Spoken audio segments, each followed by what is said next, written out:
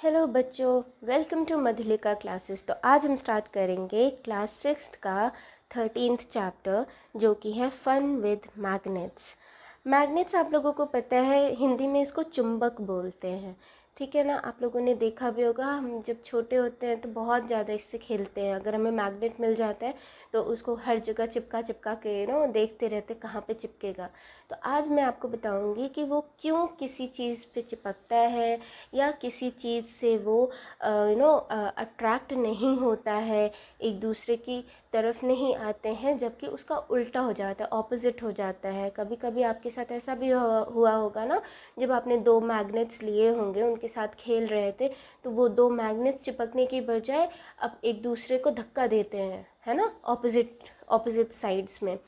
तो ऐसा क्यों होता है ये भी मैं आज आपको बताऊंगी। आपको मैं मैग्नेट्स के प्रॉपर्टीज़ बताऊंगी और अलग अलग तरह की उनके बारे में और भी चीज़ें भी बताऊंगी। किस तरह से मैग्नेट को डिस्कवर किया था, किसने किया था, कहाँ हुआ था, ये सब बताऊंगी। ठीक है ना। तो चलिए स्टार्ट करते हैं। तो सबसे पहले ये देखिए, आप लोगों ने ये बहुत कॉमन देखा होगा ना, आपकी ज्योमेट्री बॉक्स जो होती है, पेंसिल बॉक्स, उसमें भी मैग्नेट लगा रहता है। बिना किसी किसी फिटिंग के भी वो इजीली मैग्नेट की वजह से वो चिपक जाता है अचानक से, है कि नहीं। आपने ये फ्रिज पे स्टिकर्स चिपकाए होंगे, है ना, जिसमें पीछे की तरफ मैग्नेट लगा होता है, वो आसानी से चिपक जाता है। तो इस तरह की कुछ चीज़ें हमने बहुत ही ज़्यादा देखी हुई हैं। चलिए अब मैं आपको बताती हूँ कि किस तरह से मैग्नेट को डिस्कवर किया गया था। तो बच्चों, ग्रीस नाम की जगह है, एक ग्रीस जगह है, वहाँ पे एक मैग्नस नाम का शेफर्ड रहता था। शेफर्ड उसको बोलते हैं जो बकरी वगैरह को खिलाते पिलाते उनको पालते हैं, ठीक है ना, उनको शेफर्ड बोलते हैं। और बकरी या शीप जो होती है ना, भेड़ और बकरी, ठीक है, इनको। तो फिर वो आदमी जो मैग्नस है, उसके पास एक डंडा था, ठीक है, वो डंडा, एक डंडा हुआ करता था उसके पास, और उस डंडे में यहाँ पे ना आयरन रहता था, ठीक है, आयरन था इसमें लगा हुआ। तो जो है वो आदमी जब जाता था अपनी शीप्स और गोट्स को लेके उनको घास खिलाने के लिए, तो इसी डंडे से उनको कंट्रोल करने के लिए ये डंडा भी वो कैरी करता था। तो उसके साथ क्या होता था बच्चों, कि जब वो जाता रहता था ना, अचानक से कभी कभी उसकी स्टिक जो है किसी किसी पत्थर से जाके ऐसे चिपक जाती थी, और वो बड़ी मुश्किल से, काफ़ी ज़्यादा उसको ज़ोर लगाना पड़ता था, तब जाके वो स्टिक उससे छूटती थी। तो उसको समझ में नहीं आता था आखिर ये हो क्या रहा है, ऐसा क्यों होता है, ये स्टिक बार बार तो नहीं चिपकती है, हर जगह तो नहीं चिपकती, किसी किसी पे ही जाके चिपकती है। इस तरह से बच्चों उसने नेचुरल मैग्नेट का पता किया था। The rock was a natural magnet, ठीक है, इसीलिए the iron tip of the shepherd stick was attracted to it. समझ रहे हैं आप। तो इसी वजह से वो आयरन की जो टिप थी, उसकी उसकी स्टिक की जो टिप थी वो आयरन की थी, तो वो जाके उस मैग्नेट वाली रॉक पे जाके चिपक जाता था, ठीक है, इसीलिए उसको बहुत ज़ोर लगा के फिर हटाना पड़ता था। तो इसी तरह से नेचुरल मैग्नेट को डिस्कवर किया गया था, और उस रॉक को इसी शेफर्ड के नाम पे, मैग्नस नाम था उसका, इसीलिए उसको मैग्नेटाइट नाम रख दिया गया, ठीक है ना, after the name of the shepherd. तो मैग्नेटाइट, बेटा मैग्नेटाइट क्या होता है, मैग्नेटाइट इट कंटेन्स आयरन, ठीक है। आप आगे की क्लासेस में पढ़ेंगे मैग्नेटाइट और हाँ, हेमीटाइट, मैग्नेटाइट, इस तरह से, ठीक है ना, ये आप आगे की क्लासेस में पढ़ेंगे। दोनों में आयरन होता है, ठीक है ना। चलिए नेक्स्ट हम देखते हैं कि इस तरह से मैं अब, ठीक है, ये थी एक स्टोरी। दूसरा है, लोगों को लगता है कि, लोगों का ऐसा भी मानना है कि जो फर्स्ट मैग्नेटाइट था वो डिस्कवर हुआ था मैग्नीशिया नाम की जगह से, इसीलिए उसका नाम मैग्नेटाइट पड़ा है, ठीक है ना। So the substance having the property of attracting iron are known as magnet, ठीक है। इस तरह से ये हमें पता चला कि मैग्नेट कैसे डिस्कवर हुआ, ठीक है।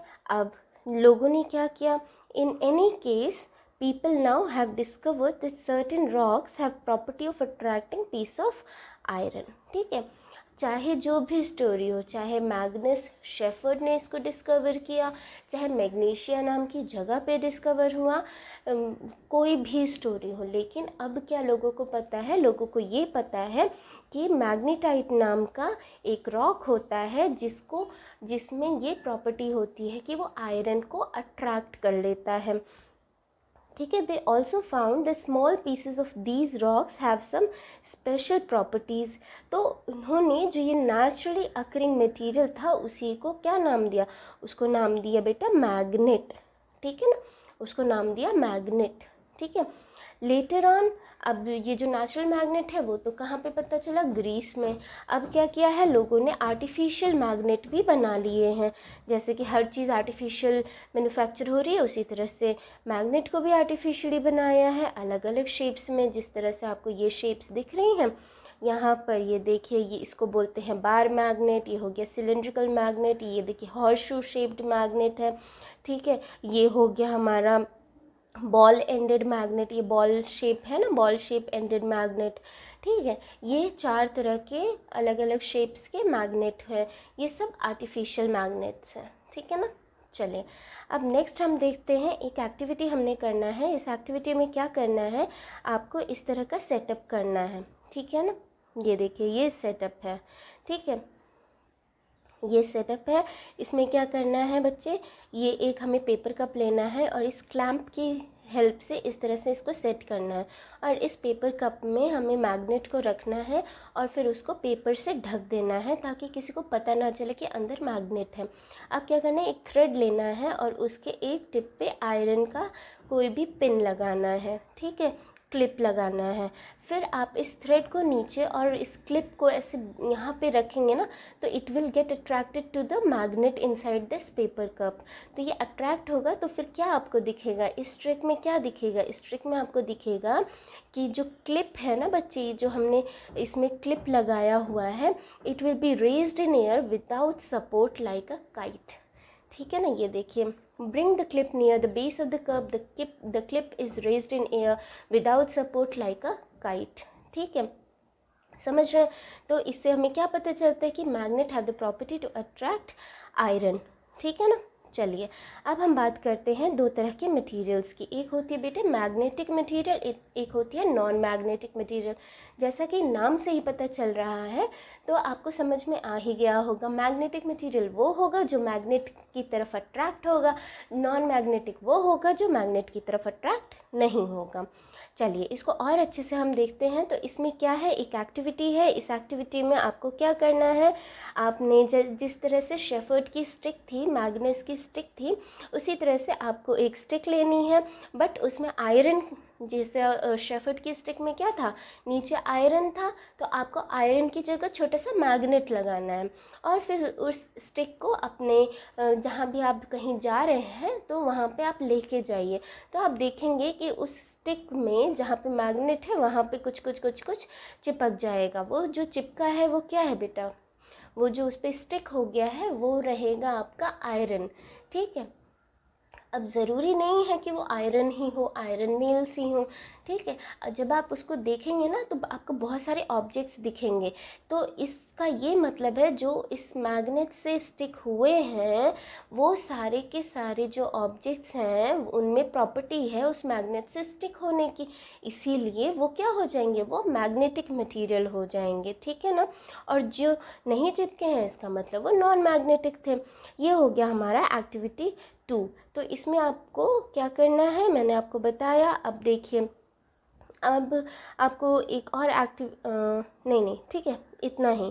उसके बाद फिर आप क्या कर सकते हैं, आप अपने डे टू डे जो आपको ऑब्जेक्ट्स के यूज़ होते हैं आप उनको इकट्ठा कीजिए और उसको मैग्नेट से चिपकाने की कोशिश कीजिए, मैग्नेट को उसके पास लेके आइए। If it get attracted to the magnet that means it is magnetic, if it is not attracted to the magnet then it is non magnetic। ठीक है ना, तो आपको क्या करना है, इस टेबल 13.1 में आपको उस ऑब्जेक्ट का नाम लिखना है, वो किसका कौन सा मटेरियल है वो किस मटेरियल से बना है वो ऑब्जेक्ट, उसको लिखना है।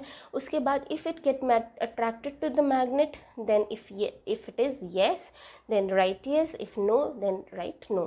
तो आपको पता चलेगा कि कौन कौन से मटेरियल्स मैग्नेटिक मटेरियल हैं, कौन कौन से नॉन मैग्नेटिक हैं। ठीक है ना।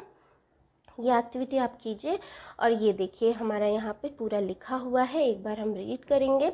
The material which get attracted towards the magnet are called magnetic, for example iron, nickel और कोबाल्ट। ठीक है।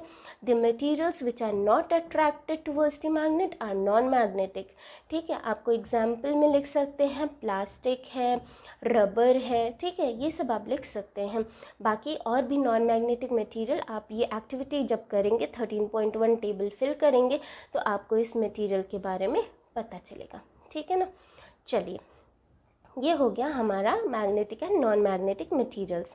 अब देखिए, अब आपको क्या करना है, ये जो एक्टिविटी है बच्चे ये करना है। इसमें क्या करना है, आपको एक मैग्नेट लेना है, ठीक है, और उसको आपको सिंपल सॉइल में, जहाँ भी आपका सॉइल वॉइल है वहाँ पे ले जाके अंदर इसको ऐसे घुसा देना है।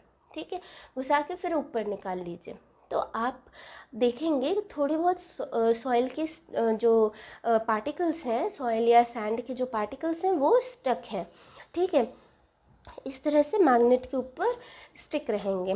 ठीक है, अब देखिए आपको क्या करना है, कुछ आयरन फिलिंग्स लेनी है। ठीक है, आयरन फिलिंग्स आप लीजिए और फिर उसमें एक बार मैग्नेट को उसके ऊपर रखिए। तो आप देखेंगे जो आयरन फिलिंग्स हैं बच्चे, वो इधर पोल्स पे आके ज़रूर चिपकेंगे। सेंटर में भी कुछ आयरन फिलिंग्स चिपकेंगे, लेकिन ज़्यादा से ज़्यादा आपको कहाँ दिखेंगे, पोल्स पे दिखेंगे, किनारों पे। ठीक है, बीच में कम दिखेंगे, किनारों पे बार मैग्नेट के ज़्यादा दिखेंगे। ठीक है, तो इस एक्टिविटी से हमें क्या पता चलता है, इस एक्टिविटी से हमें पता चलता है कि जो मैग्नेट होता है उसके दो पोल्स होते हैं। ठीक है ना। अब आपको ये जो है ये टेबल 13.2, इसमें क्या करना है, आपने वही एक्टिविटी करना है, मैग्नेट को सैंड में रब करना है। फिर आपने देखना है कि कहाँ पे कितना ज़्यादा आयरन कंटेंट आपको मिला सैंड या सॉइल में। ठीक है, तो आपको उस जगह, उस कॉलोनी या विलेज या सिटी का नाम लिखना है एंड वहाँ पे क्या आपको आयरन फिलिंग्स मिले, ज़्यादा मिले तो लिखिए मैनी, इफ़ थोड़े बहुत मिले तो लिखिए वेरी फ्यू, इफ़ बिल्कुल भी नहीं मिले तो लिखिए नन। ऑलराइट, तो ये आपको एक्टिविटी करनी है, इससे आपको पता चलेगा कि वहाँ पे आयरन कंटेंट कितना है सॉइल में। ठीक है, इस तरह से ये हो गया हमारा एक्टिविटी 3। नाउ अब क्या करना, अब हाँ, तो ये आपको समझ में आया कि क्यों ये इस तरह से यहाँ पे स्टिक हुए। ठीक है, ये इसलिए स्टिक हुए क्योंकि इसके पोल्स होते हैं। तो उसी तरह की कुछ एक्टिविटी ये है, एक्टिविटी नंबर 4। इसमें भी जैसा कि मैंने आपको बताया ना, आयरन फिलिंग्स लेनी है एक शीट पर और फिर उसके ऊपर बार मैग्नेट रखना है। तो आपको कुछ इस तरह का दिखेगा कि आयरन फिलिंग्स किनारों पे ज़्यादा चिपक रही हैं। ठीक है, ये आप एक्टिविटी कई बार भी रिपीट करेंगे, जितनी बार भी रिपीट करेंगे ना बच्चे, हमेशा आपको यही दिखेगा कि किनारों पर ही चिपकती हैं। ऐसा इसीलिए होता है बिकॉज ये जो मैग्नेट है उसके पोल्स होते हैं। ठीक है ना। देखिए, it has the two ends of the bar magnet are called poles of the magnet. So poles of the magnet are said to be near these ends. ठीक है ना, समझ गए। तो ये है हमारा, देखिए यहाँ पे लिखा हुआ है सब। नाउ अब क्या है, ये जो मैग्नेट है ना बच्चे, इसका बहुत यूज़ होता है। ठीक है, काफ़ी सारी चीज़ों के लिए यूज़ होता है, लेकिन एंशिएंट टाइम से, ठीक है, बहुत पहले से किस चीज़ के लिए यूज़ हो रहा है, वो डायरेक्शन के लिए यूज़ हो रहा है। जी हाँ, आयरन, ये जो मैग्नेट होता है उससे हम डायरेक्शन पता कर सकते हैं। कौन सा डायरेक्शन पता कर सकते हैं ये मैं आपको अब बताती हूँ। ठीक है, तो एक बेटा बहुत पहले की कहानी है। क्या है कि एक चाइना के एम्परर थे। ठीक है, चाइना के एक एम्परर थे, उनके पास एक चैरियट था। चैरियट समझते हैं आप, रथ। ठीक है, ये देखिए यहाँ पे घोड़ा है और ये यहाँ पे बैठने का है। तो उस एम्परर के पास ना, उसके चैरियट पे इस तरह से एक लेडी थी। ठीक है, ये एक मतलब स्टैचू था, लेडी का स्टैचू था, जिसका कि एक आर्म इस तरह से निकला हुआ था। और बच्चे ये आर्म ना हमेशा जहाँ भी वो चैरियट रुकता था, ये आर्म सिर्फ और सिर्फ कौन से डायरेक्शन में शो होता था, साउथ। हमेशा साउथ डायरेक्शन में ही शो होता था। ठीक है, इससे उस एम्परर को डायरेक्शन पता चलता था। ठीक है, समझ गए आप। अब आप बताइए, इस चैरियट में इस जो लेडी का स्टैचू है उसमें क्या था बेटा? उसके आर्म में मैग्नेट था। ठीक है ना। चलिए, यहाँ पे देखिए लिखा हुआ है, the statue had an interesting property, it would rest in such a position that it's extended arm always pointed towards south. By looking at the extended arm of the statue, the emperor was able to locate the direction when he went to new place on his chariot. ठीक है ना। चलिए, तो ये हो गया हमारा एक कहानी कि किस तरह से एम्परर ने डायरेक्शन पता किया। अब हम इसको खुद करके देखेंगे। आपको क्या करना है, ये एक्टिविटी 5 करना है। इसमें आपको क्या करना है, इसमें आपको इस तरह से कुछ सेटअप करना है। ठीक है, एक क्लैंप लेना है, उस पर एक धागा बांधना है, उस धागे के एक एंड पे इस तरह से मैग्नेट को बांध देना है। बार मैग्नेट लेंगे हम। ठीक है, और उसके बाद उसको फ्रीली छोड़ देना है। तो आप देखेंगे कि ये रेस्ट पे जब आएगा ना तो एक ही डायरेक्शन में आएगा। ठीक है, आप इसको कितनी बार भी आप इसको हिला दीजिए। ठीक है, अगर वहाँ पे कोई हवा नहीं चल रही है, तेज एयर करंट नहीं है, ठीक है, तो ये जो है मैग्नेट ना हमेशा एक ही पोजीशन में रेस्ट में आएगा। ठीक है, ठीक है, समझ गए आप। तो आप उस पोजीशन को मार्क कर लीजिए। तो आपको क्या पता चलेगा कि जो मैग्नेट है ना बच्चे, वो हमेशा नॉर्थ एंड साउथ डायरेक्शन में ही रेस्ट पर आता है। ठीक है, इसी चीज़ को इस एम्परर ने यूज़ किया था। ठीक है, now you can guess the mystery behind the statue in the emperor's chariot. समझ रहे हैं आप? ठीक है, अब देखिए, ये हो गया हमारा, ये पता चल गया हमें कि ये जो हमारा मैग्नेट है वो कौन से डायरेक्शन में रेस्ट में आता है। ठीक है, चलिए अब नेक्स्ट हम देखते हैं। ओके, तो आप कभी भी उसको फ्रीली सस्पेंड करेंगे, कभी भी कहीं भी, तो it will come in the rest in a particular direction which is north south direction. ठीक है, हमेशा नॉर्थ एंड साउथ डायरेक्शन में ही रेस्ट में आएगा। इस डायरेक्शन को आप यूज़ कर सकते हैं अगर सन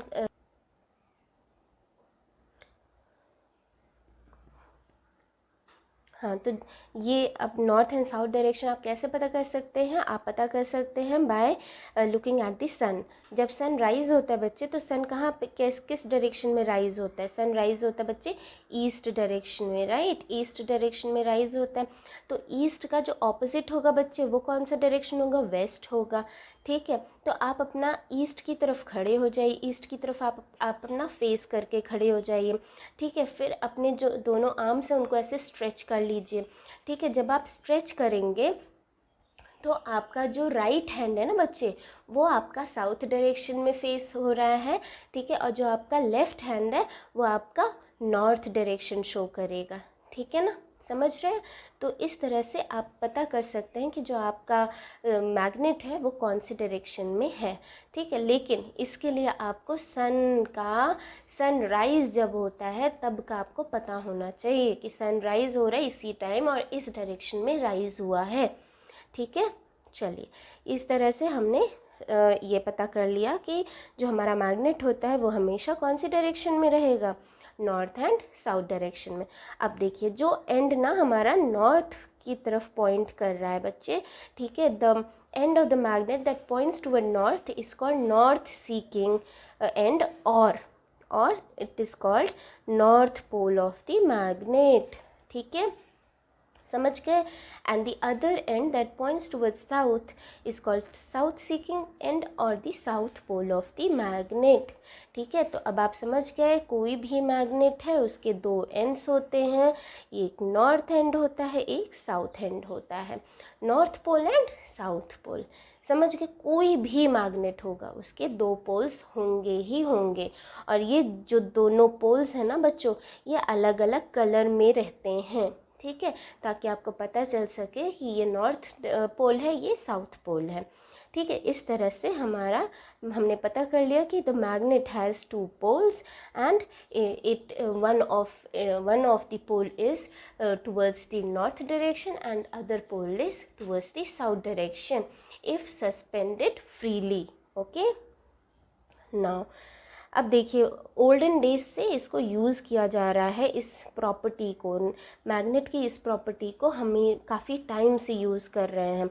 it is said that in olden days travellers use to find direction by suspending natural magnet with a thread which they always carried with them. ठीक है, तो ये ओल्डन डेज से हो रहा है। अब क्या है बच्चों, अब देखिए ये आपने देखा होगा इस चीज़ को, ये चीज़ आपने देखा है, ये होता है बच्चे कंपास। ठीक है, ये जो कंपास है ना, इसमें भी यही यूज़ किया है, मैग्नेट की इसी प्रॉपर्टी को यूज़ किया है और इस प्रॉपर्टी को यूज़ करके कंपास बनाया है। कंपास क्या होता है, एक छोटा सा बॉक्स होता है जिस पे एक ग्लास का कवर होता है।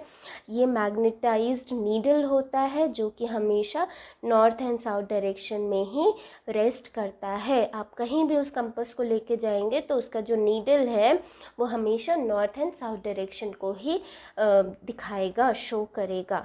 ठीक है ना, ये देखिए लिखा हुआ, a magnetized needle is pivoted inside the box which can rotate freely. The compass also has a dial. ठीक है, with directions marked on it. The compass is kept at a place where we wish to know the direction. Its needle indicates the north-south direction when it comes to rest. The compass is then rotated until north and south marked on the dial are at the two ends of the needle. तो इस तरह से हम पता कर सकते हैं with the help of compass कि कौन सा नॉर्थ डायरेक्शन है और कौन सा साउथ डायरेक्शन है। ठीक है, ये हो गया बच्चे हमारा इस मैग्नेट की एक प्रॉपर्टी। अब देखिए, अब आप अपना खुद का भी मैग्नेट बना सकते हैं। वो किस तरह से, आपको क्या करना है, एक कोई भी आयरन की स्ट्रिप लेनी है और उस स्ट्रिप पे आपको एक मैग्नेट, ठीक है, मैग्नेट लेना है। उसका जो भी पोल आप यूज़ करना चाहे, चाहे नॉर्थ चाहे साउथ, लेकिन आपको वही पोल हमेशा यूज़ करना है। ठीक है, उस पोल को चेंज नहीं करना है। और फिर जिस तरह से ये इसमें दिखा रहा है, इस डायरेक्शन में ऐसे धीरे धीरे धीरे धीरे इस पे रब करना है। ठीक है, यहाँ तक आ जाएगा, फिर से यहाँ से रब करना है। इस तरह से आपको 30 to 40 टाइम्स रब करना है। उसके बाद फिर आप कुछ आयरन का सामान लेके इसको देख सकते हैं कि क्या वो अट्रैक्ट हो रहा है। अगर नहीं हो रहा है तो आपको थोड़ी देर और इस तरह से इसको रब करते रहना है। ठीक है, जब आप रब करते रहेंगे कुछ टाइम बाद आप देखेंगे कि ये आपका खुद का एक मैग्नेट बन जाएगा, ये आयरन का स्ट्रिप। समझ आया? तो इस तरह से हम अपना मैग्नेट भी बना सकते हैं। ये देखिए यहाँ पे लिखा हुआ है, without lifting the bar magnet move it along the length of the iron bar till you reach the other end. Now lift the magnet and bring the same pole you started with, to the same point of the iron bar from which you began. Move the magnet again over the iron bar in the same direction as you did before. Repeat this process about 30 to 40 times. Bring a pin or some iron nails near the iron bar to check whether it has become magnet or not. If not, then continue the same process for some more time.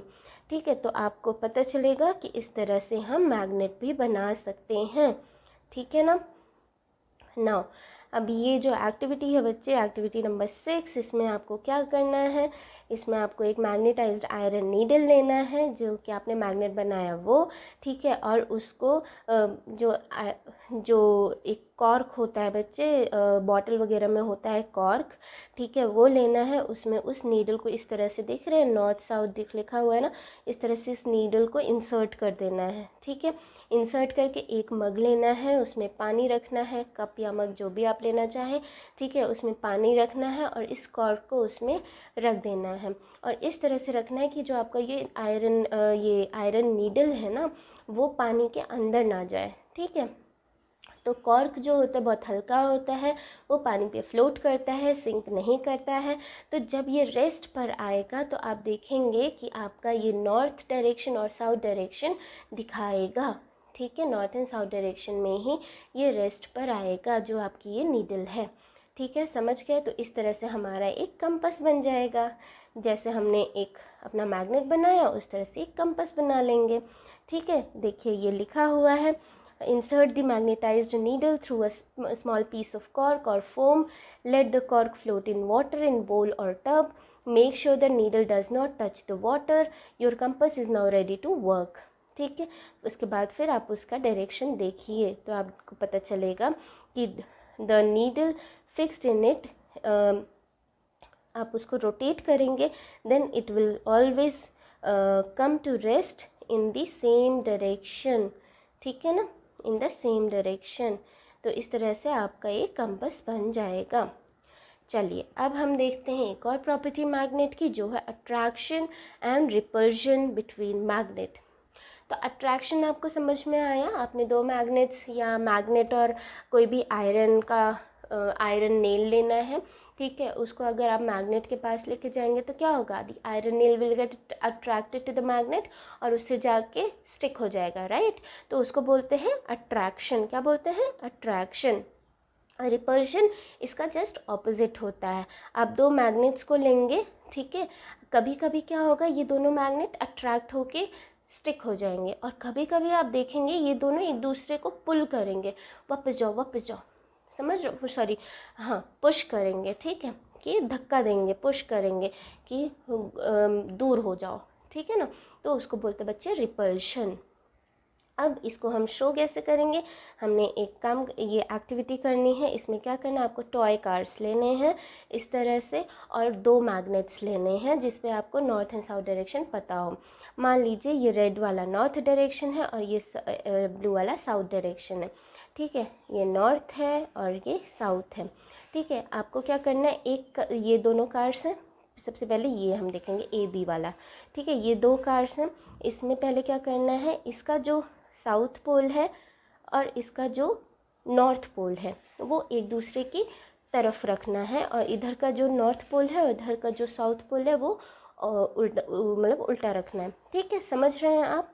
ये जैसे ये red and yellow रखा हुआ है उसी तरह से इसको भी रेड एंड येलो रखना है, उल्टा नहीं करना है, ठीक है।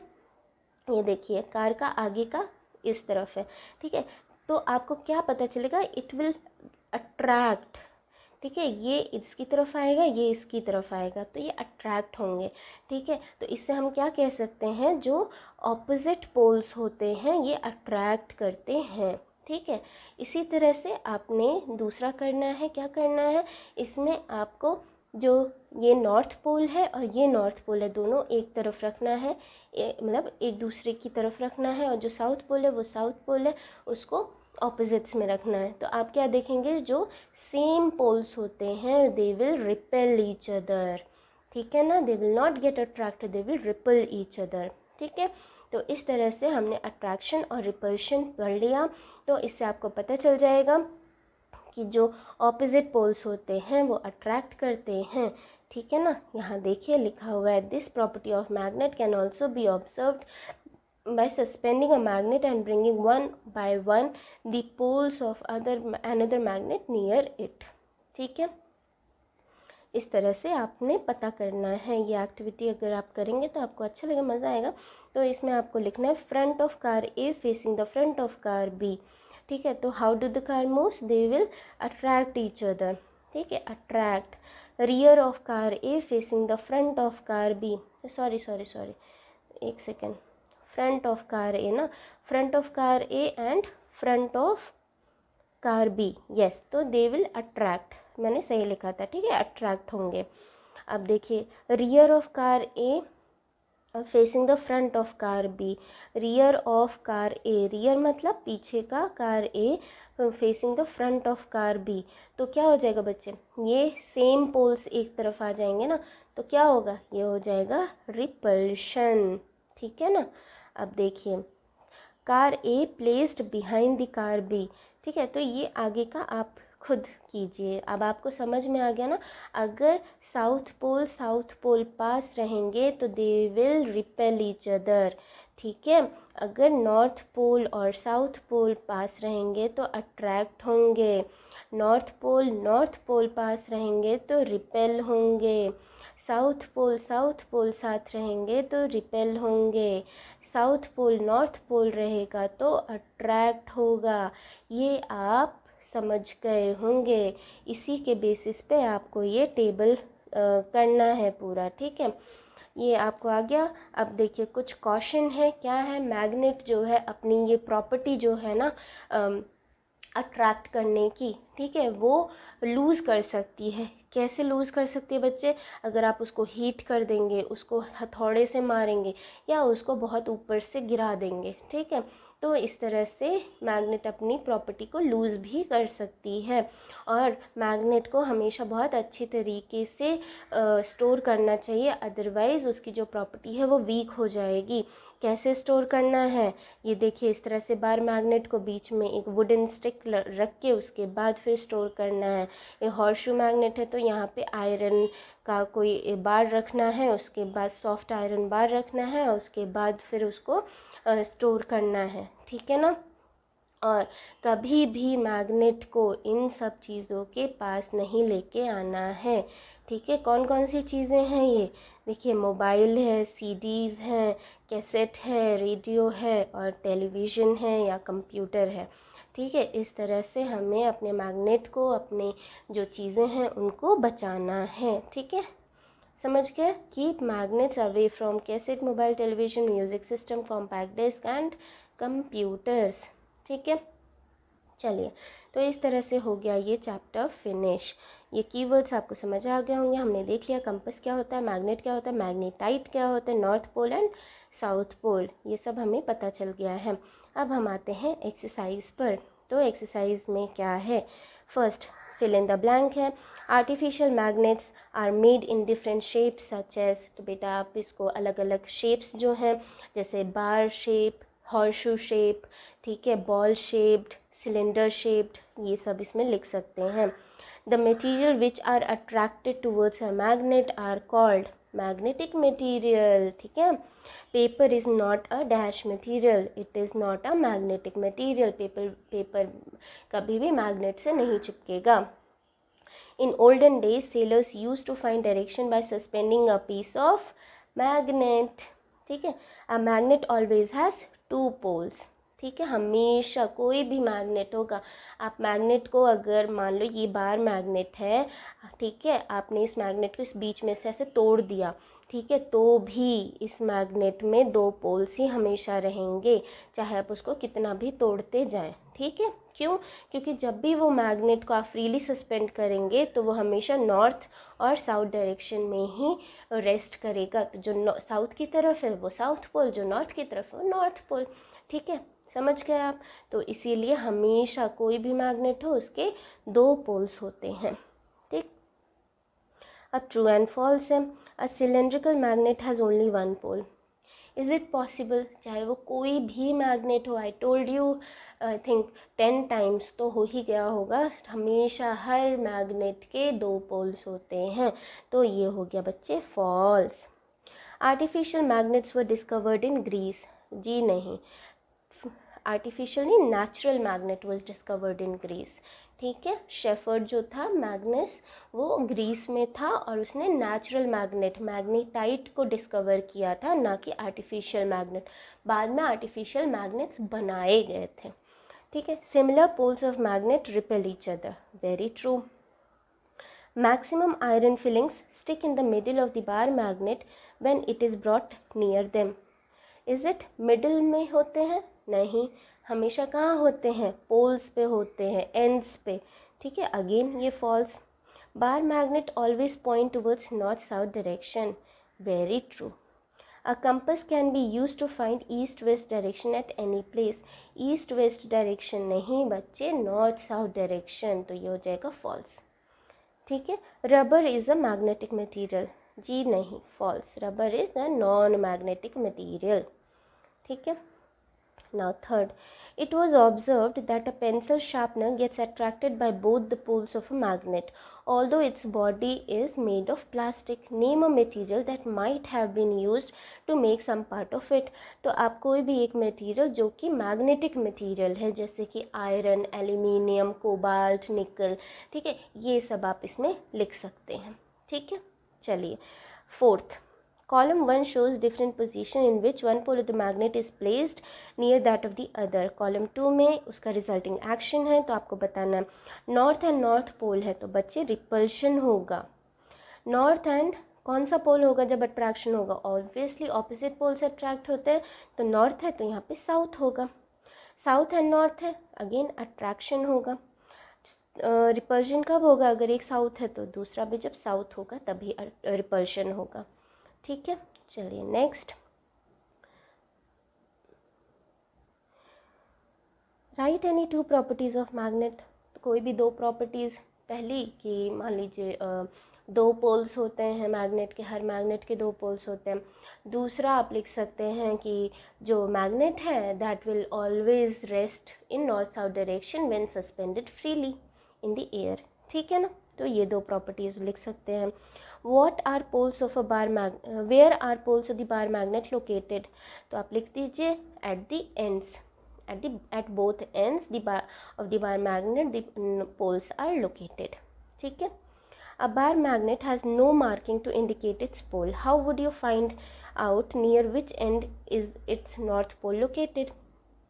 सेम आपको करना है. जो आपको बार मैग्नेट है उसको थ्रेड में बांध दीजिए और फिर उसको फ्रीली सस्पेंड कर दीजिए एयर में. जब वो रेस्ट पे आएगा, जो पोल नॉर्थ डायरेक्शन की तरफ फेस कर रहा है दैट इज़ नॉर्थ पोल. ठीक है, चलिए. You are given an iron strip, how will you make it into a magnet. मैंने आपको बताया उस आयरन की स्ट्रिप पे एक मैग्नेट से उसका एक पोल डिसाइड कर लीजिए, उसी पोल से उस पर रब करते रहिए यहाँ तक बिना उठाए, फिर उठा के फिर यहाँ पे रखिए, फिर इस तरह से रब करते रहिए. 30 to 40 टाइम्स रब कीजिए, then it will get magnetised और ये फिर आयरन स्ट्रिप मैग्नेट हो जाएगा. अगर 30 to 40 टाइम्स में नहीं होता है तो फिर थोड़ी देर के लिए और रिपीट कीजिए, हो जाएगा. Okay. How is a compass use to find direction. तो ये मैंने आपको बता दिया है, क्योंकि उसके अंदर जो नीडल होती है वो किसकी होती है बच्चे? मैग्नेट होती है. ठीक है, मैग्नेटाइज्ड नीडल होती है वो, तो वो हमेशा नॉर्थ साउथ डायरेक्शन में ही रेस्ट करती है, तो इसीलिए हमको उसके डायरेक्शन पता चल जाता है.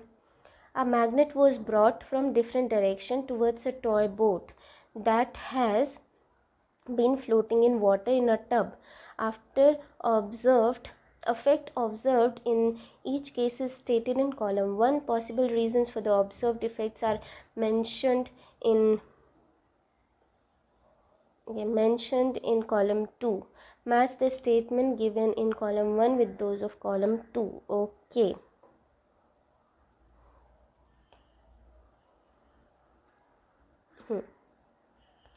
ओके, तो boat gets attracted towards the magnet. अगर बोट अट्रैक्ट हो रही है टूवर्ड्स द मैग्नेट, इसका मतलब क्या है? The boat is made of magnetic material. ठीक है, फर्स्ट का ये फोर्थ हो जाएगा. आप यहाँ पे 1 2 3 4 5 लिख लीजिए. ठीक है, उसके बाद मैं लिखती हूँ. ठीक है, boat is not affected by magnet. अगर बोट को कुछ इफेक्ट ही नहीं हो रहा मैग्नेट से, इसका मतलब क्या होगा? Boat is made up of non magnetic material. ठीक है, boat moves towards the magnet if north pole of the magnet is brought near its head. इसका मतलब अगर वो अट्रैक्ट हो रहा है नॉर्थ पोल की तरफ, तो इसका मतलब बोट का जो हेड है ना वो साउथ पोल है. ठीक है, boat is fitted with magnet with south pole towards it head. ठीक है, तो ये हो जाएगा बेटा third. Boat moves away from the magnet when north pole is brought near its head. अगर नॉर्थ पोल से वो रिपेल हो रहा है, इसका मतलब क्या है कि जो उसका हेड है वो उसके ऊपर नॉर्थ पोल है. The boat is fitted with magnet with north pole towards its head. ठीक है, तो ये हो जाएगा fourth. Now boat floats without changing its direction. Boat अगर बिना इफेक्ट हुए बिना नो डायरेक्शन चेंज हो रहा है, तो boat has a small magnet fixed along its length. ठीक है, छोटा सा मैग्नेट फिक्स्ड है, इसका मतलब कि वो बिल्कुल भी उसका डायरेक्शन चेंज नहीं हो रहा है और वो आराम से फ्लोट कर रही है. तो इस तरह से हो गया हमारा ये चैप्टर, ये एक्सरसाइज फिनिश. आई होप आपको ये चैप्टर समझ में आया होगा. And if you like the video please like कीजिए, शेयर कीजिए और मेरे चैनल को सब्सक्राइब कीजिए.